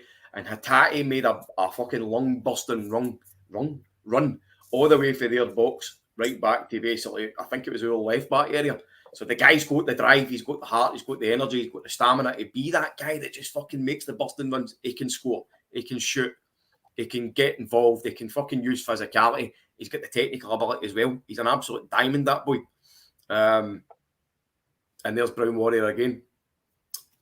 Sure, the new boy Odin plays that way. I heard him saying that he likes to play in either the number 8 role or the number 10 role on a team. I think his team, the new, have been kind of using him in a deeper role, which isn't suited. So, well, if that's the case, then fucking the more the merrier. But What was I saying there? Hatate, I would love to fulfil that role. I thought Turnbull would be that kind of guy, but he's not for me anyway. My opinion. One thing I was going to ask you about, John Kennedy, he was interviewed, I was reading it today, and he was talking about the different styles between Postecoglou and Brendan Rodgers. And I wanted to get your thoughts on, in terms of player coaching, people like Hatate, who I think Hatate is he's like a sponge, just coach the guy and he will get better and better. Now, John Kennedy was saying that Ange was very, very standoff, he'd never really had any kind of socialising. Now, I know that you wouldn't really expect your manager to socialise as such, but I use the term loosely. Whereas with Brendan Rodgers, John Kennedy was talking about the differences here, and he said that Brendan Rodgers is much more of a kind of familiar type role, or familiar type personality. He'll talk to you a wee bit more than what Postecoglou would. Postecoglou was more kind of cut and dry. And he was saying about the kind of the different approaches for man management. So I think that Brendan Rodgers would be a kind of a warmer face than Postecoglou. Obviously, both of them are very, very effective. But James, do you think that the approach that Brendan Rodgers would have, where he might talk to you more, maybe make you feel more at ease, do you think that approach would help the people like Hatate to bring out the best of them? 100%. I mean, obviously, both are massively successful. But I think you're right what you're saying in terms of Ange would have definitely had maybe the kind of fear factor about him, whereas Rodgers, and I think I could be wrong, but I think it was in the thing he done with Tubes on YouTube, the thing about the golf course. He actually asks him about it, and he says there's like no point in trying to treat everybody in the squad the same way. Some players, as obviously we'll say, some players will need a wee around the shoulder, a wee cuddle, whereas some players, you just kind of wind them up and they'll go out and go on with it. Obviously, there's no right and wrong. They were both massively successful. They both have been massively successful. But I think that there'll be certain players in the squad that will prefer Rodgers' kind of style, as I say, in terms of putting an arm around the shoulder. And they said in his first time here as well, they are players, but they're also human beings. So things are going to come up, and I know, I can't remember where I seen it, but it was like people asking for days off and things like that. He's like, if there's a genuine reason, he's like, then aye. Whereas I don't think they would have really entertained that with Ange. I heard, was it Ryan McGowan or something in one of the interviews, says he sat next to Ange on a flight home for Australia or whatever, and never said two words the whole flight. So, as I say, obviously, not going to sit and slander Ange because he was brilliant. They're both massively successful, but I think players would prefer Rodgers' kind of style. Yeah, I think it'd be an interesting kind of change in dynamic, Brendan Rodgers, and how he might relate to the Celtic players, and to see what he could maybe bring out. Obviously, they're trying a little fuck, the players, but sometimes a different approach can reap different benefits. We've got someone who's a. I think, Gav, I think the difference. Sorry, mate. I think the difference with that is, you're talking about Big Ange on the plane, no talk to you. I think he was probably just sitting there enjoying fucking Mission Impossible 3 or something. I think the difference with that is that if you're with Brendan Rodgers, and for talking to your way your missus, Brendan's going to be telling you everything you need to know and trying to slip the horn under the table at the same time. I think you notice him. We dog. We've got one person coming out in support of Turnbull from Paul Olaf. There's so much to see from Turnbull to come at Celtic or elsewhere. He just needs a kickstart, which could happen under Rodgers. Clinical goal threat and assists in the right formation, 3-5-2. Interesting perspective. Look, we obviously signed him because he had potential.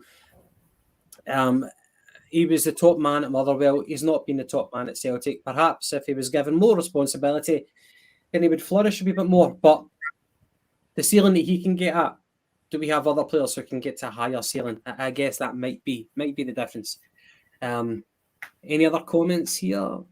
That guy, Vipotnik from Maribor, would be a good target man, I'll tell you that.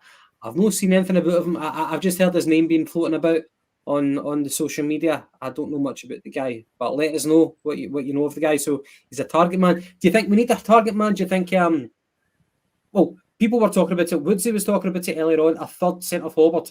We've got 2 international strikers. We've got Kyogo. We've brought in O. Do we bring in a third striker? I would always have a target. I always say the target man, right? But that the big strong guy up front. You might not play him every week, but you need to have it in your squad that you can mix up. Again, if you're coming up against 2 big rugged defenders who are getting the better of your forward every single game, say we 5 feet fucking 5 Kyogo, much as his movement's great, this and that, he's a quality player, quality finisher. You know fine well sometimes that he can't get the better of players because they're too robust, too big, too ugly in the tooth. You need to fight fire with fire sometimes.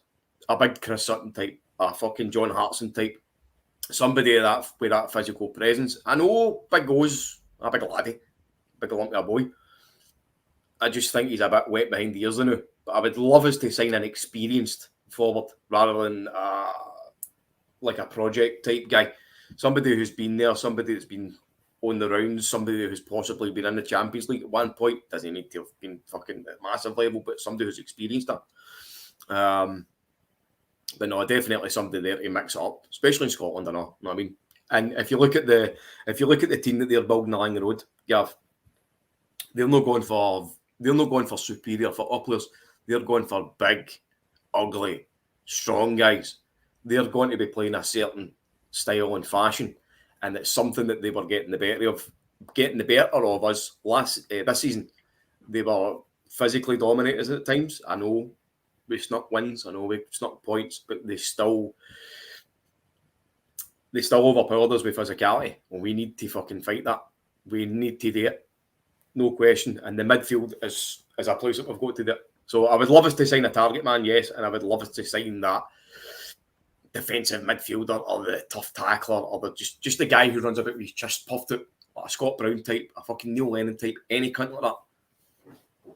No, Wanyama type. Well, of course.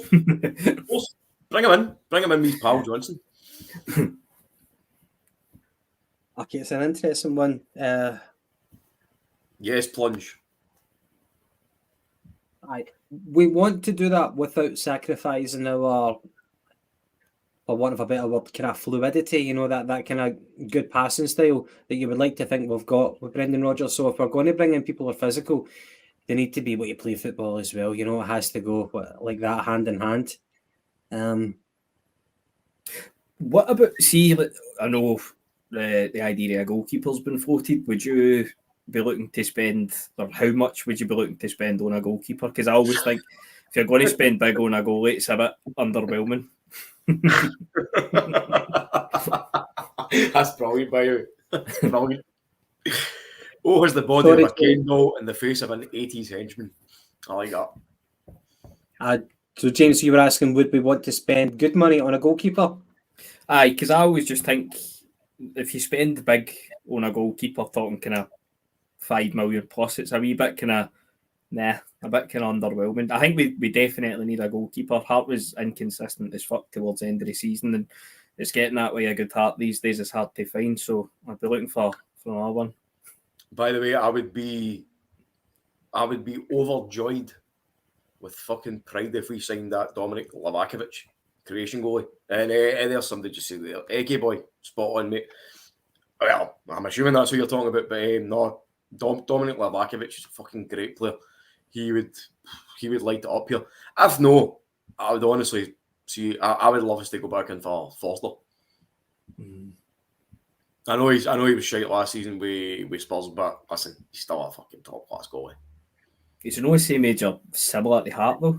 Cheers, Gary, you're the one that picked up on that, mate.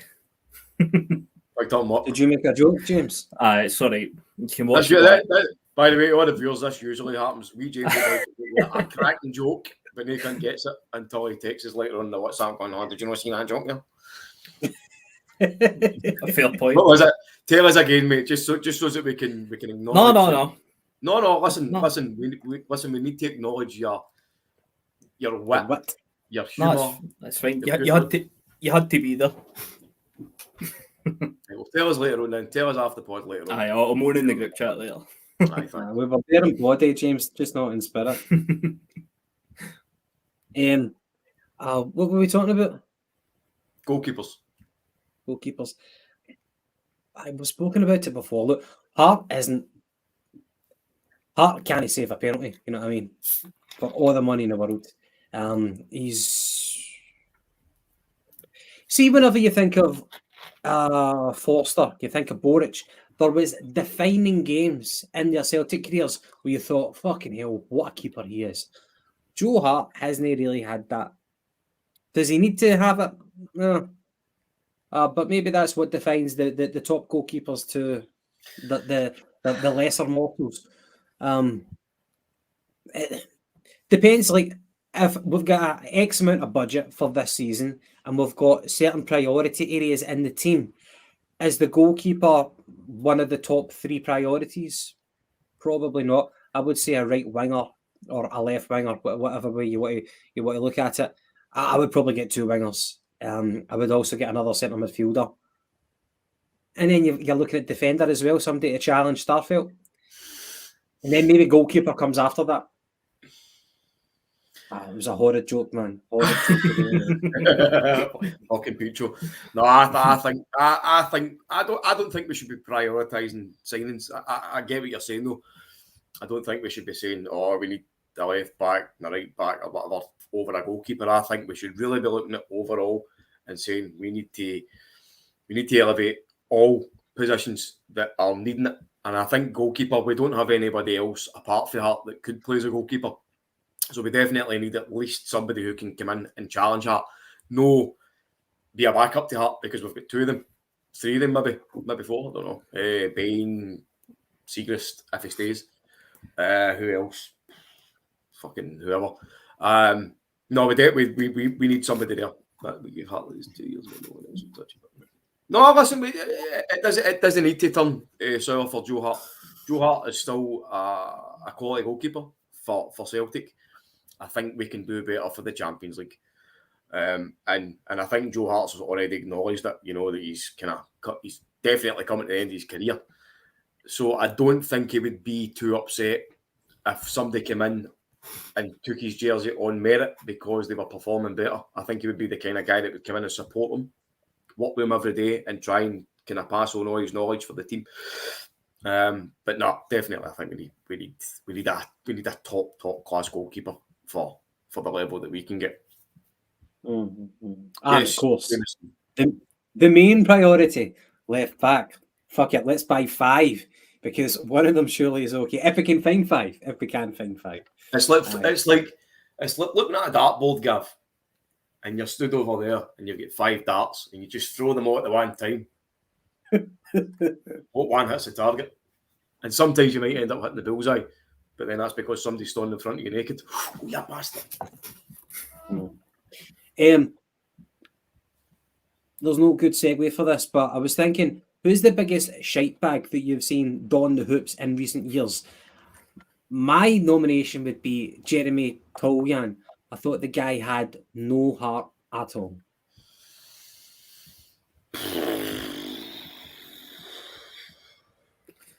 I'll go 2. One of them's technically still here, and I feel as if I'm on about him quite a lot on here. Ayeti and John Joe Kenny.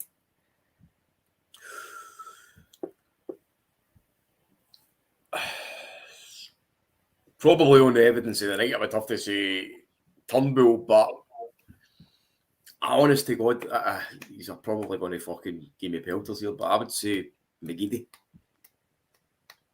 No heart? No, shite bag. Shite bag. Didn't he pick a fight with Arthur Boric? Aye, that's because he thought Big Arthur wasn't going to say it. Nah, I'm only kidding. No, I would probably say Turnbull. And I mean that in the nicest possible fashion, and it's only because he doesn't get involved as much as what I think he should.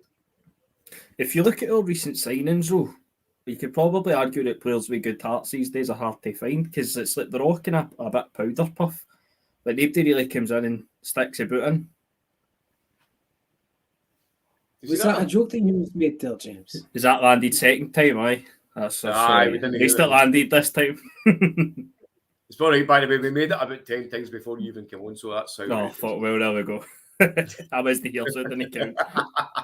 Barcast. There's a fucking shout. There is a shout. Barcast. Barcast. Barcast is up there. Aye. Oh, another guy. Find that centre forward that we bought. Was it Seferovic or Skepovic? Stepovic. It's bad. Avant-garde. I don't know, man. It's, that would probably need to make up a full show. I think the biggest shite bags ever to play in. Mikey Johnson's a fair shout as well. I never thought of him. Hey, you leave that poor boy alone. He's just a lad. I think that Mikey Johnson's a shite bag. He just gets injured all the time. He gets injured and he doesn't have like a final ball. I don't think he's like a shite bag. Bo Richter, he was just made of glass, wasn't he? I met him, pure tangent. I met him in the Celtic shop, Margyle Street. There was a signing session up there. It was around about Christmas. I think I'd went in. Did they sign your colouring book? Aye. Aye, fuck, you can talk Benjamin Button sitting there, man. No, I think, as I said, there was a signing session on up the stairs. I genuinely total by coincidence that I was in the shop at that time. I finished my work and walked along, and Dirk Richter walked in with his missus. His missus was fucking stunning. But he was in looking to get a strip for his wedding, and his missus is saying, "Oh, can she get his dad's name on the back of it?" And number had literally just signed, and not one person that worked in the Celtic shop had a fucking clue who the guy was. It was fucking hilarious because they were looking for like squad pictures as well. I mean, like people in the shop looking at how they sell the individual player pictures, and they were looking for them. Did they get a just signing autographs?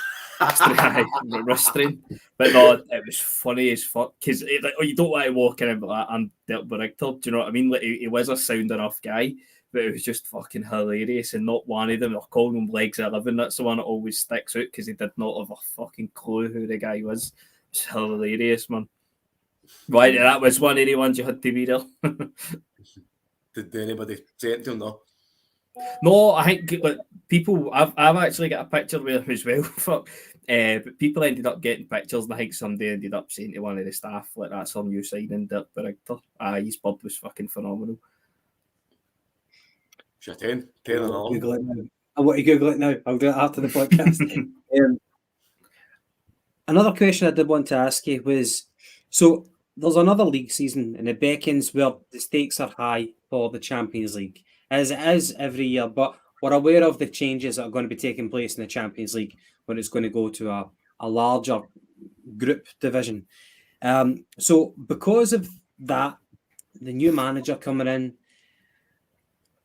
the Blue Noses are only a million miles away. People talk about the gap, and I think the gap is more tangible when it comes to a financial gap. But the gap between the playing squads, I don't think are as wide as what some people like to say. So my question is here, it's about the youth. Do you think it's going to be another season where we don't see a meaningful impact by the youngsters? And with the youngsters, I'm talking about Rocco Vata and Ben Summers. I think they'll have a part to play this year. I think we'll see many of them. I think Rodgers will probably like the idea of that as well. I know we've kind of discussed on here about his his comments about looking for the next £10 million player in the academy or whatever it would be. And obviously with A2 being the standouts, I think they will get chances. But I know we're kind of covering all ground, but that's the B team. That's where it's coming back to bite us in the arse. But as if they play 5 first team games, then they're not eligible for the B team. So that I just think that's the most backwards rule in the world. Because if they come in and show kind of like potential at the start of the season, if they get a wee bit inconsistent after a while, they can't play football anymore. Do you know what I mean? For the season, unless they're going out on loan. Chilpel says we won't get any youngsters through. But if they're good enough for the first team, then you know they're better playing in the first team, getting their appearances, going over the 5 appearance threshold. Even if it disqualifies them from the B team, they'll probably get more experience playing with the first team, training with the first team, than they will playing in the whatever it is, the 5th division of Scottish football. But I just think it's been a long time since we've seen a proper breakthrough for Celtic youth. We've got the testimonial of Forrest coming up in August, and for some of us that doesn't feel like too long away, but for the, if you put it into context, it has been a long time. He's been a Celtic player for a long time, and you've got him, McGregor, Tierney. What is that? Really, is it 14 years he's been here? Yeah, sounds roughly accurate. It's a bit strange, isn't it, to be waiting to 14 years to have a testimonial. I think that's why most people are kind of assuming that he's going to be gone. Because usually you get a testimonial at 10 years, don't you? They said it was because of COVID, though, because they wouldn't get a crowd in for it. But I'm the same as you. I think it will be his testimonial and then he'll be away. So how could they not play that last year? Because he would have still been here. But COVID wasn't here last year. No, but I mean... do you know what I mean? I not understood, but I mean... That's what I'm saying. That's why it's leading, me to believe that that's going to be his kind of send-off. Aye. Because they could have done it last year, so... Mm-hmm. Right, so do you think this season we will get a bit more appearances for the likes of Rocco Vata and Ben Summers, Paddy? Hopefully, mate. Hopefully, it's something that we really need to push on with. Start giving these young boys a clear pathway for youth teams into first team. I know there's the whole issue with the Highland League, although I can see aspects of it being good, coming up against older players with a bit more experience than young boys. But we saw the type of young guys that's left Celtic in recent years.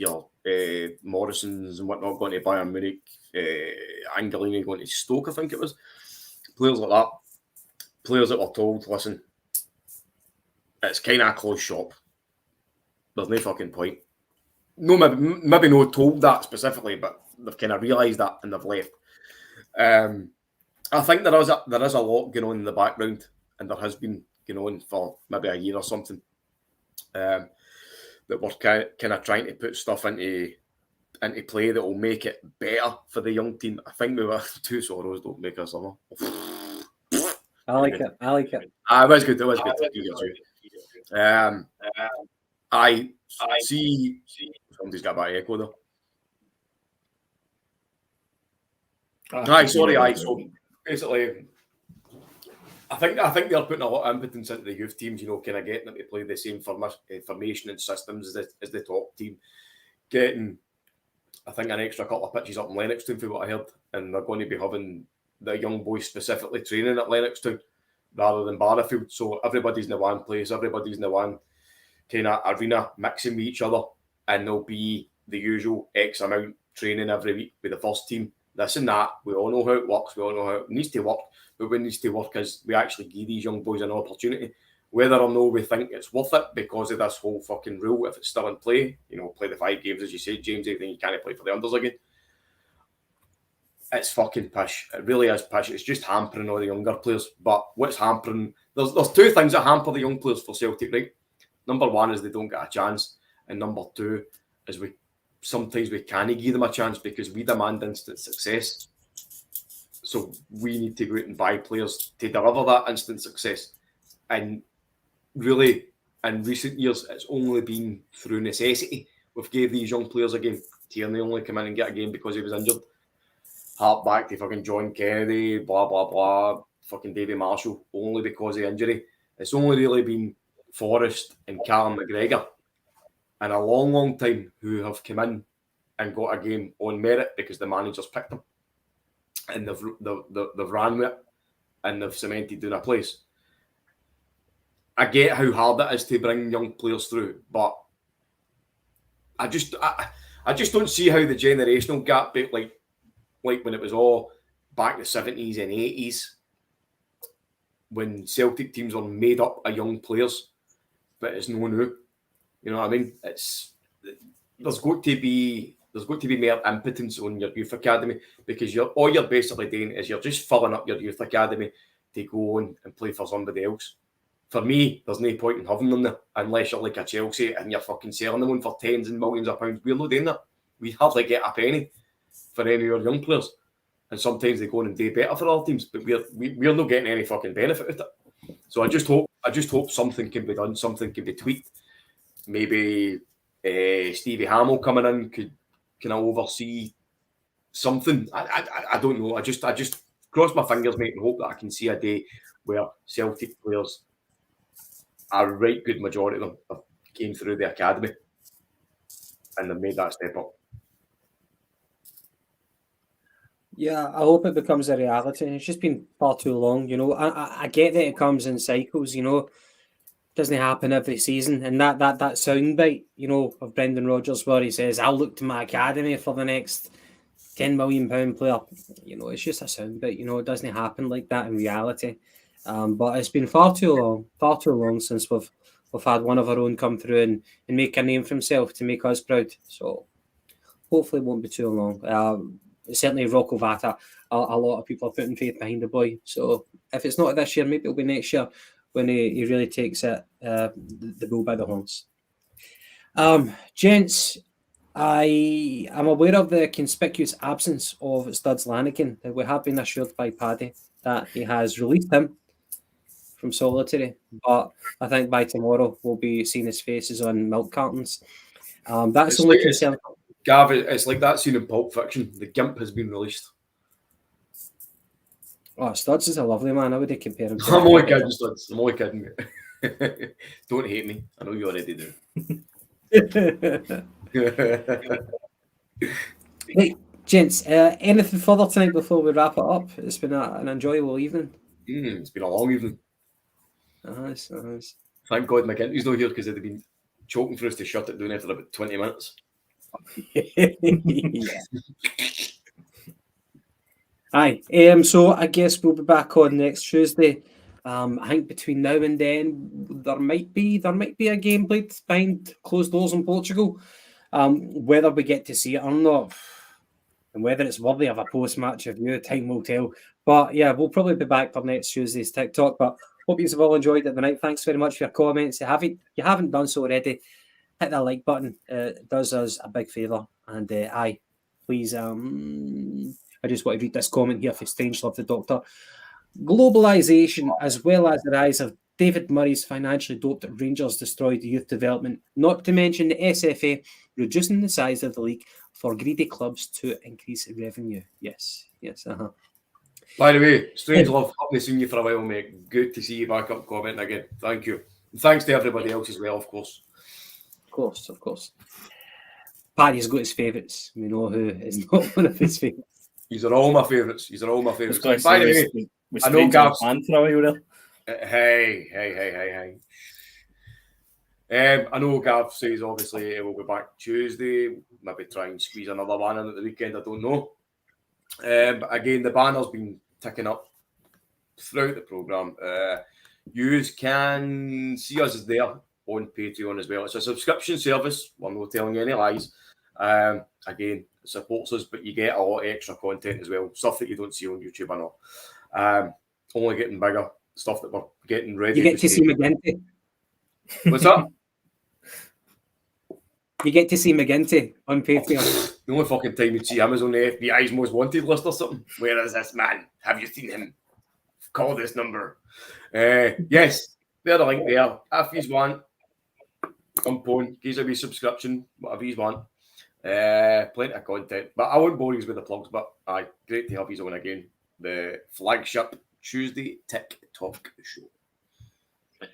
That's it. Thank you very much. Catch you next week. Ciao. Bye.